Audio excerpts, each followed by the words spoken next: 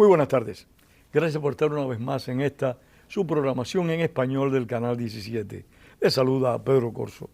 Hoy vamos a hablar de dos países que están lamentablemente enfrentando serios procesos de inestabilidad. Como ustedes saben, recientemente en Perú tuvo lugar una jugada política que mejor que definirla yo la va a hacer nuestro invitado don Carlos Sánchez Berzaín, politólogo y profundo conocedor de los problemas de América Latina, que también nos va a hablar de Argentina. O sea, dos países importantes de nuestro hemisferio que están enfrentando serios problemas de gobernabilidad. Carlos, bienvenido. Encantado, Pedro. Un saludo por tu intermedio a toda la importante audiencia que tienes en Estados Unidos, en Hispanoamérica y en toda la región. Muchas gracias, Carlos. Es un placer tenerte una vez más aquí en el programa. Ya realmente tú eres parte de esta casa. Gracias.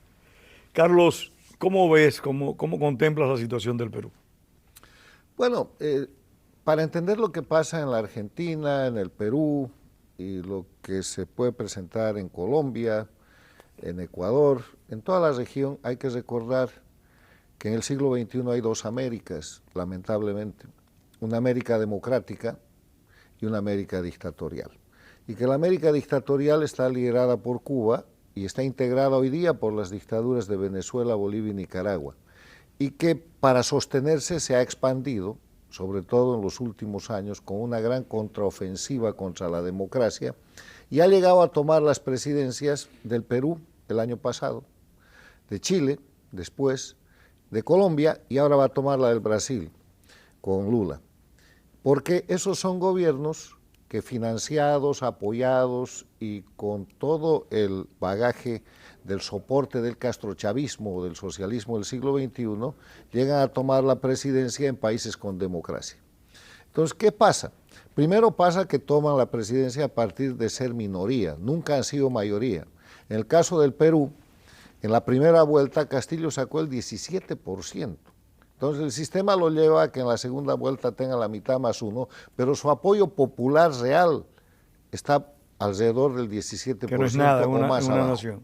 Boric en Chile gana la primera vuelta con 25% y el sistema lo lleva a tener mitad más uno en la segunda vuelta, pero nunca ha tenido más del apoyo del 25% de los votantes, que resulta además ser una décima parte de la población. O sea, el 25% de la gente que va a votar en un país en el que el voto no es obligatorio, Chile.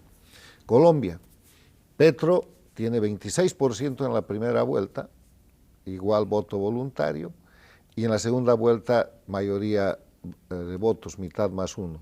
O sea, son presidentes del socialismo del siglo XXI que llegan con minoría bajo el mecanismo por el cual durante todo este siglo se introdujeron cambios para que las minorías en el sistema presidencialista puedan tomar la presidencia. ¿Y eso qué hace? Hace presidentes débiles, hace gobiernos débiles porque son minoría en el Parlamento y entonces se ven forzados, como no quieren hacer gobiernos de unidad nacional o gobiernos de consenso, lo que hacen es confrontarse, tratar de quebrar la democracia, como ha sucedido en Bolivia, como ha sucedido en Venezuela, como ha sucedido en Nicaragua, para a partir de esas minorías quedarse con el poder total. Es una triste realidad, pero indiscutible. Carlos, pero me gustaría que abordaras directamente qué es lo que está viviendo Perú en este momento y por qué ocurrió este intento de golpe de Estado de Castillo y lo que pasó después. En ese marco, el expresidente Pedro Castillo no tenía mayoría en el Congreso y además empieza a hacer una administración proclamando las bases del castrochavismo. Proclama que él va a hacer una presidencia muy temprano al llegar al gobierno, donde quiere convertir al Perú en estado plurinacional, igual que Bolivia, quiere liberar la producción de coca para la producción de cocaína, igual que Evo Morales en Bolivia, y quiere nacionalizar. Entonces empieza a tener resistencia y con la otra mano se sumerge en un ámbito de profunda corrupción. Tiene 6 casos antes de su destitución donde la corrupción está absolutamente probada. ¿Y por qué está probada? Porque todos sus cómplices investigados por la Fiscalía se vuelven testigos protegidos y son prueba de primer nivel, prueba plena. Entonces, en ese escenario, el Perú, que es un sistema semiparlamentario, presidencial semiparlamentario, tiene un mecanismo de vacancia, donde desde el Parlamento, que es unicameral, pueden cesar al presidente y separarlo del ejercicio de la presidencia por incapacidad. Han intentado eso 2 veces e iban a intentar la tercera vez esta semana que ha pasado, pero el mismo día en el que se iba a celebrar esa reunión del Parlamento a las 3 de la tarde, Castillo sale en la mañana, disuelve el Parlamento, disuelve el Poder Judicial, liquida la Fiscalía General de la República y se proclama gobernante único a través de mecanismos de decretos supremos. ¿Eso qué es? Técnicamente es un golpe de Estado. O sea, Castillo produce un golpe de Estado mediante declaración pública a todo el país y al mundo y empieza a ejecutar el golpe de Estado. Entonces, la democracia peruana se defiende. Se adelanta a la reunión del Congreso y lo vacan, lo cesan, por el hecho de haberse proclamado dictador, por el hecho de haber tratado de instituir a través de la disolución del Congreso una dictadura. ¿Qué estaba haciendo Castillo? Castillo estaba haciendo exactamente lo que en su momento hizo Chávez, exactamente lo que en su momento hizo Evo Morales suplantando la Constitución y la República de Bolivia. Iba al proceso de refundación. O sea, él estaba yendo a una dinámica de concentrar el poder para establecer una dictadura del socialismo del siglo XXI y la democracia peruana reacciona, desconoce aquello, lo separa del poder, pone a la vicepresidenta como presidente de la República del Perú e inmediatamente proceden a la detención de Castillo, que estaba yendo a la Embajada de México para pedir asilo. Lo mismo que Evo Morales. Cuando Evo Morales el año 2019 hace fraude electoral y renuncia, se va a su zona cocalera y narco del Chapare y México le manda un avión y los rescata y los saca rompiendo toda la soberanía nacional. O sea, lo que ha pasado en el Perú es un golpe de Estado y la buena noticia es que la democracia funciona en el Perú. La democracia a través de las instituciones, la Fiscalía General, el sistema judicial, el Parlamento en este caso que ha cesado oportunamente a Castillo, las Fuerzas Armadas y la Policía que en todo momento se mantuvieron en el marco del orden constitucional y no se subordinaron al golpe de Estado de Castillo, han permitido poner como presidenta a la vicepresidenta de Castillo y ahora lo que viene ya es otro escenario. ¿Cuál es el escenario actual?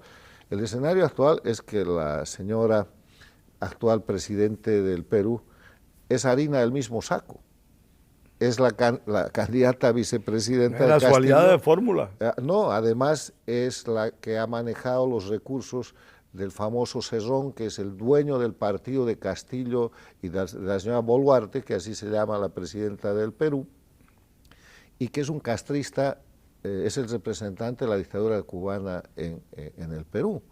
El partido de él es un partido absolutamente castrista y la señora... El que llevó a Castillo al poder. Sí, y a Boluarte. Y la señora, que es una presidenta de transición de emergencia, ha dicho 2 cosas. Ha dicho primero que va a completar el mandato. Hasta el 26 y eso ha generado una serie de reacciones. Hoy día mismo hay bloqueos de caminos, hoy día hay resistencia, hay bloqueos en Arequipa, hay bloqueos en las rutas principales que salen de Lima, diciéndole que convoca elecciones para solucionar el asunto. Pero la otra cosa interesante que la señora ha dicho y está tratando de hacer es un gobierno de unidad nacional. Ahora, yo creo que este es un gran desafío si la presidenta del Perú, para resolver la crisis, hace lo correcto en el marco de la democracia, que mi criterio sería, además de formar un gobierno de unidad nacional, poner en marcha un proceso de reforzamiento institucional. El Perú necesita modificaciones. No puede ser que en 6 años tenga 6 presidentes. Yo te iba a comentar que la inestabilidad generada por el gobierno de Castillo no es única. Esto viene ya desde hace unos cuantos años, que vemos que el Congreso, cada vez que se molesta un poco, está tratando de dejar vacante al presidente. No es eso, es que hay corrupción.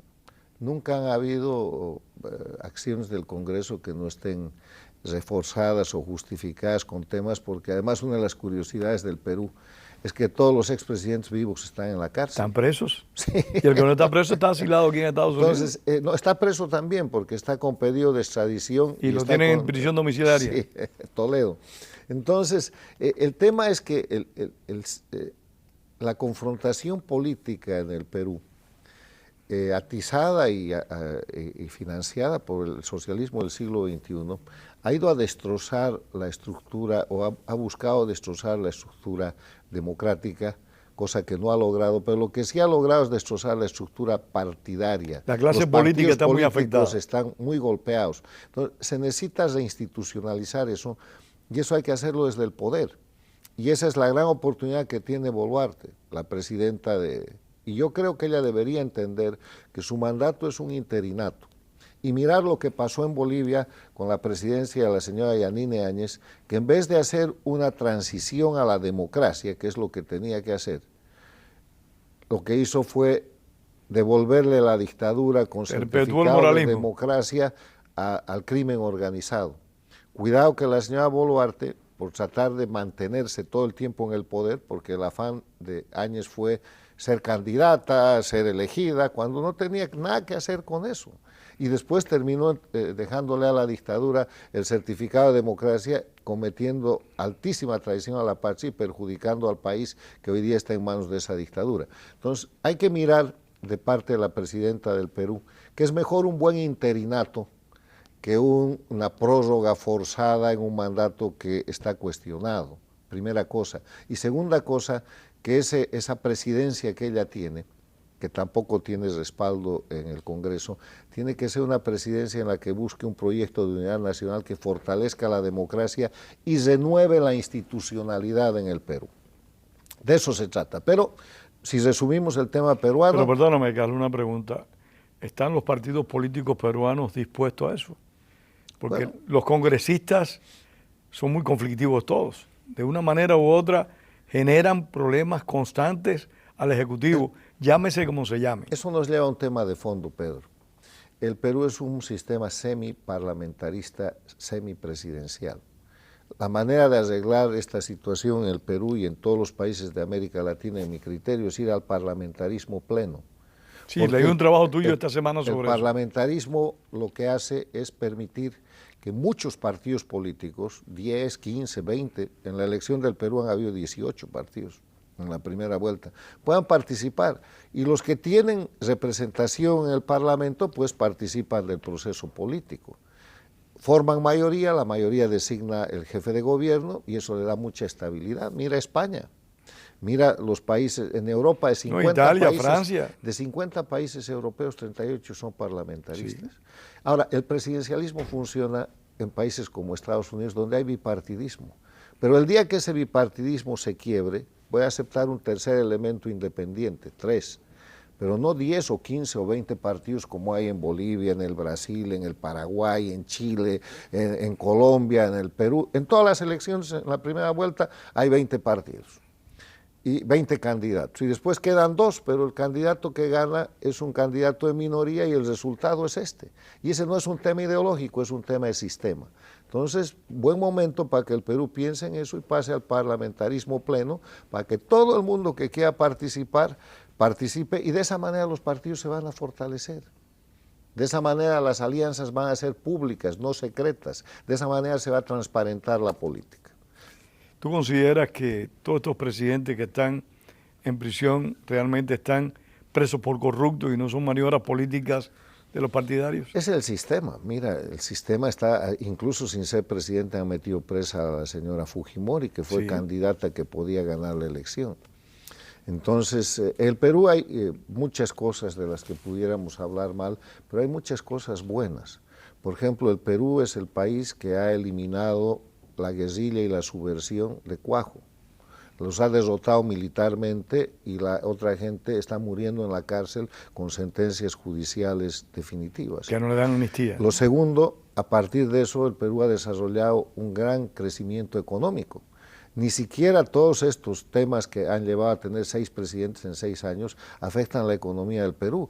La afectan, pero no la liquidan. El Perú sigue creciendo, el Perú es una potencia económica. El Perú sigue teniendo inversión. Imagínate si pudiera estabilizar su sistema y tener además estabilidad política, sería una cosa extraordinaria. O sea, la buena noticia en el Perú, y con esto cierro el Perú para que haya tiempo de pasar a la Argentina, es que la democracia funciona y de que más allá de las debilidades de los partidos políticos y del ataque permanente contra la democracia promovido y financiado por el socialismo del siglo XXI, el castrochavismo y el crimen organizado, el Perú le acaba de dar una lección a las Américas.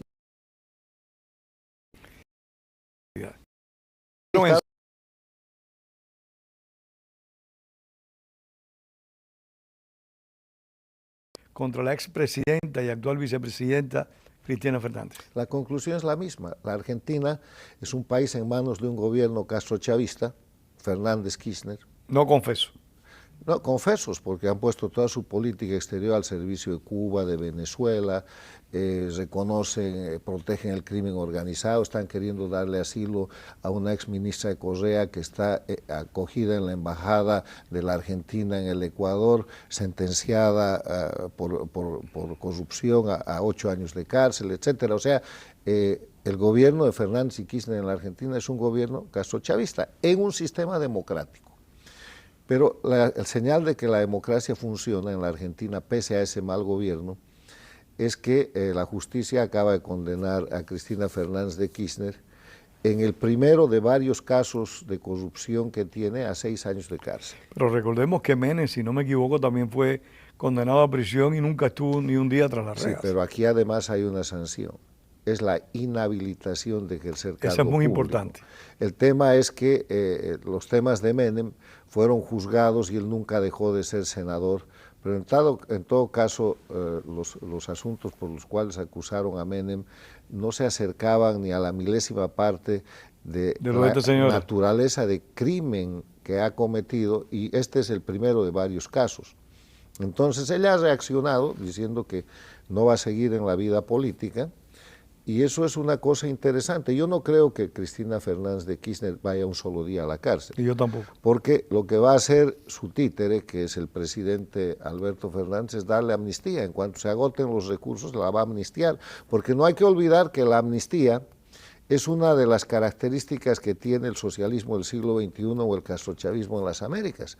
Evo Morales recibió 2 amnistías de Carlos Mesa respecto a los crímenes del golpe de Estado del 2003, y así pudo llegar a ser candidato el 2005 y a la presidencia el 2006. Sin esas amnistías no habría Evo Morales, estaría en los tribunales o seguramente sentenciado por los crímenes que ha cometido, ciertamente sentenciado. El otro tema es que él cuando llega a la presidencia le da una amnistía a Carlos Mesa y le da otra a Jorge Quiroga, que siguen siendo eternos candidatos del sistema de oposición funcional. ¿No? Bueno, eso en Bolivia, pero además acaba de ganar la presidencia del Brasil Lula en base a la nulidad de obrados. Bueno, ok. O sea, están acostumbrados a ser juzgados o a recibir perdones. Yo no tengo duda de que a Cristina le pudieran dar una amnistía, pero además de eso, bueno, es que va a cumplir la edad. Le ha faltado un tipo emblemático, sí. Hugo Chávez, que dio un golpe de Estado que causó un número grandísimo de muertos de la amnistía. Y lo amnistiaron. Por eso llegó a candidato y por eso llegó a presidente y por eso hay dictadura hoy día en Venezuela. O sea, las amnistías. Porque amnistía es una cosa bien curiosa. Amnistía quiere decir perdón del delincuente. Para recibir una amnistía primero tienes que aceptar que eres criminal, porque no se perdona a los inocentes. Dicho eso, el tema es ya que ahí recurriste a la abogacía. No, pero así es la abogacía. La amnistía es la figura jurídica por la cual se hace desaparecer la sanción a un delincuente. No se da amnistía a los inocentes no necesitamos amnistía. Ok. Dicho eso, lo que hay que ponderar en la Argentina, además del sistema judicial, es el sistema de fiscales. Un grupo de fiscales altamente profesionalizados, no partidistas, que han trabajado en este caso como un tema absolutamente jurídico, evitando la presión de un grupo que quería abusar de las sentencias respecto a la acusada o generar impunidad del otro lado. Han pedido 8 años de cárcel, han dado 6, y yo creo que es un importante logro para la justicia argentina, porque donde hay justicia hay democracia. Sin duda alguna. Y donde hay prensa libre hay democracia. Sin duda. Y en la Argentina hay esas dos cosas que siempre la defienden, aún en el peor momento de la historia argentina, la prensa libre y la justicia y que federal, siempre están amenazadas bueno, por los gobernantes. Bueno, es tan grande la amenaza, Pedro, que uno de los grandes proyectos de Cristina Kirchner apenas llega al poder, esta vez con Alberto Fernández, es liquidar la Corte Suprema de Justicia. Lo ha intentado, y cuando no la puede liquidar, aumentar el número de miembros, ejercicio en el que sigue, continúa, para meter su gente y neutralizar esa Corte. Yo recuerdo cuando Cristina llegó a la presidencia, no ahora a la vicepresidencia, que ella habló de democratizar la justicia. Sí. Y otra cosa que está haciendo ahora, está desarrollando una feroz campaña de asesinato de reputación contra miembros del sistema de justicia. Justo antes de que salga la sentencia esta contra Cristina Kirchner, han aparecido en la Argentina unas grabaciones donde jueces federales y alguna gente aparecen en situaciones comprometidas. Entonces, a partir de errores, delitos o infracciones individuales de algunos jueces, ella ha tratado de presentar con todo el aparato de publicidad que tiene el kirchnerismo y que tiene el gobierno, eso como un ataque frontal contra el poder judicial. Y lo que hay que hacer en esto es ser muy claro. Los individuos, jueces, ministros o lo que sea, responden personalmente por sus actos. No puede atacarse por omisiones o por acciones indebidas de un juez o de un magistrado a todo el sistema. Sería como decir, acaba de ser condenada la vicepresidenta en ejercicio de la Argentina por actos y crímenes cometidos cuando era presidenta, entonces la presidencia no sirve.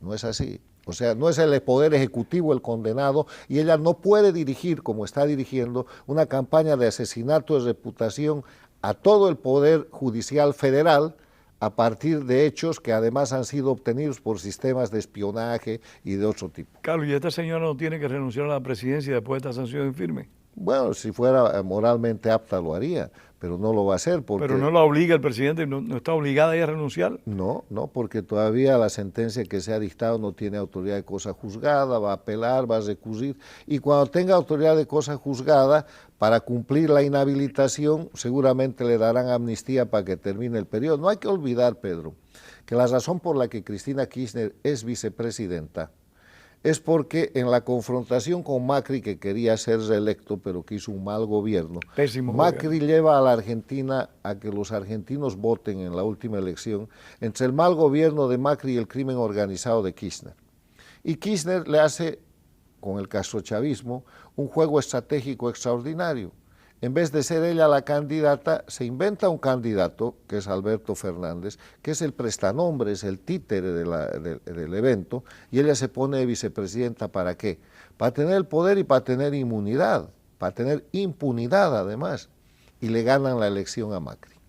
Entonces, ella está ahí, no porque quiere una Argentina mejor, no porque hay un plan de gobierno de desarrollo que haya empezado con el gobierno de su marido, Néstor Kirchner, y haya continuado con ella, para protegerse de toda la hipercorrupción que ha cometido y para seguir tapando los crímenes que han cometido transnacionalmente, desde el lavallato hasta el soporte de los gobiernos criminales de las dictaduras de Cuba, Venezuela, Bolivia y Nicaragua. ¿Néstor estuvo vinculado a esos actos de corrupción? Absolutamente, también. Él es el que ha empezado todo esto.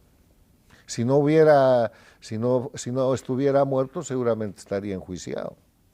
O sea, es el kirchnerismo, un mecanismo delictivo que se pone en evidencia con esta sentencia que toca a la expresidenta de la República Argentina, hoy día vicepresidenta.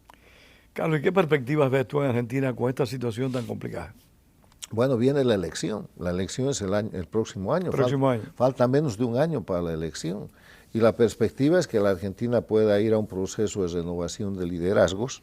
En la oposición están corriendo Patricia Bullrich, Rodríguez Larreta, el propio Macri, ahí está Milei en otro grupo de la oposición, y en el gobierno van a tener que inventar un candidato que seguramente puede ser o el hijo de Cristina Kirchner, Máximo Kirchner, o se está hablando de un gobernador de Santiago del Estero o un gobernador del kirchnerismo mismo, Gerardo Zamora, y se está hablando también de la posible candidatura del actual ministro estrella de Economía, Massa. Entonces ahí está todo, pero las elecciones vienen.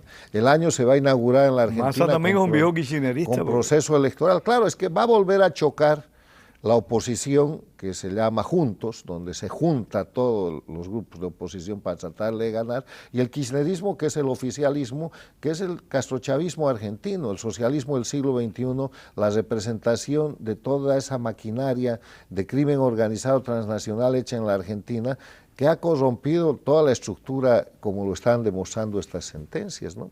Viene una elección en la que ojalá haya renovación. La Argentina tiene el gran mecanismo de las PASO, que son una especie de primarias, donde se ciernen las candidaturas, pero habría que escuchar ya las propuestas de gobierno, porque la Argentina está en una crisis económica terminal, juegan con fuego todo el tiempo, la deuda es impagable, y ya la inversión es algo que no está llegando a la Argentina, y ha bajado también su condición exportadora. La Argentina necesita buen gobierno, que es de lo que hay que hablar en las Américas. Esto de derecha e izquierda es cuento. La izquierda y derecha está muerta en el mundo capitalista y globalizado del siglo XXI. La gente no vota ni por derecha ni por izquierda, quiere buen gobierno. ¿Y qué quiere decir buen gobierno para la gente? Quiere decir empleo, quiere decir seguridad, educación y salud. Eso es lo que tiene que dar un buen gobierno y es lo que no le dan a la gente, porque cada que llega un gobierno sube el precio de la gasolina, hay crisis económica, se cierran las escuelas, hay cualquier tipo de situación que perjudica la inversión, cae el empleo. No, y antes, al menos en el pasado reciente, los candidatos populistas que llegaban al poder no tendían a ser corruptos. No, en los últimos años no hay político que llegue al poder de los populistas que no sea un corrupto, y el mejor ejemplo fue Lula da Silva. Mira, yo quiero decirte que eso nos lleva a una precisión muy importante, Pedro. Hay que separar en el siglo XXI en América Latina la política del crimen organizado. El socialismo yo te voy del a siglo invitar, XXI, se nos acabó el tiempo. Sí. Te voy a invitar para hacer un programa el 25 de diciembre. Con mucho gusto. Y entonces vamos a abordar este tema del socialismo del siglo XXI. Encantado, gracias Pedro. Gracias Carlos, gracias a ustedes por haber estado con nosotros y tengamos siempre presente lo que decía el apóstol José Martí. Perdón. La palabra es para decir la verdad y no para encubrirla. Tengan todos muy buenas tardes. Gracias Carlos. A ti, gracias.